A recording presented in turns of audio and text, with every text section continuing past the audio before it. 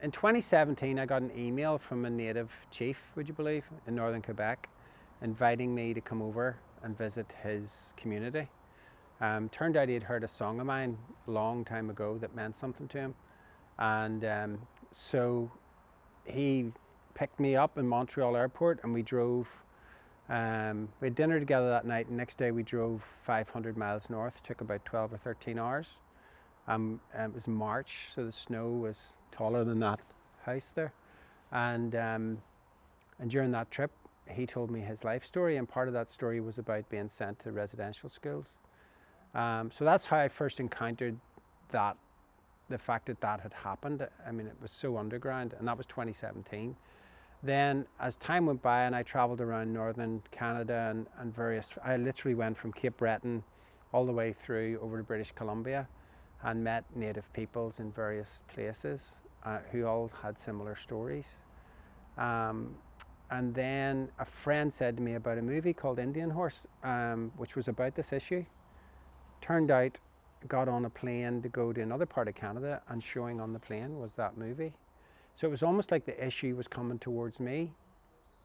And finally one day I was in Northern Ontario. Another friend said to me, "Hey, do you want to go and visit my hometown?" And we drove to this town called Spanish just to get a burger and stuff. And she said, "Hey, you know there used to be a residential school here. Do you want to go to the site?" So it was very spontaneous. Like, we didn't actually plan to do that. It just was coincidental.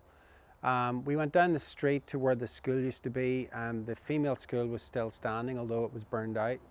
The male school had been demolished, and there was a tree that had been carved by a native woman, where you had a squaw and a brave looking away from the school, and what appeared to be a demon carved into the tree that was looking at where the school would have been. So it was very evocative, and somehow my wife and our friend, they walked off, and I was left just there on this piece of wasteland with a monument and this tree. And I just sat there just feeling like there was this feeling of sadness in the air. And the song, bit by bit, all just started to come to, you know, the ideas came. And I literally wrote the whole song right there, sitting on that land. And the melody and stuff, the idea was in my head, and I just sung it into the phone. And that was 2018 by that point. And I then found out that that school had been built because it was inspired by a place called Carlisle, which was the first residential school built by the Americans in Pennsylvania.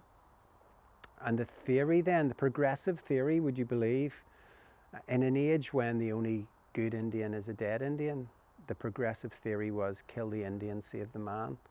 So the thinking behind it was, if they could wipe out native culture, then they could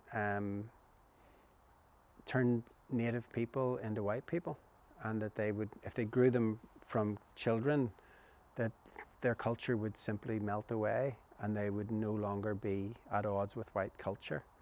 Very similar, in fact, to Ireland, whenever Irish language and Irish culture was suppressed by England.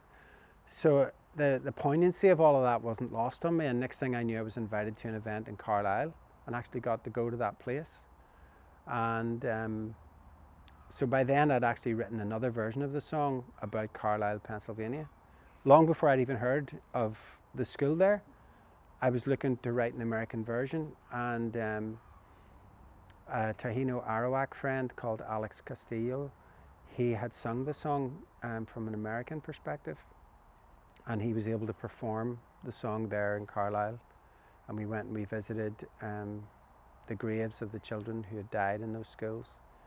So the whole issue really came to me, and the song came to me. I felt like really I was a conduit for it. It wasn't like I went looking for it. It all just arrived at my door.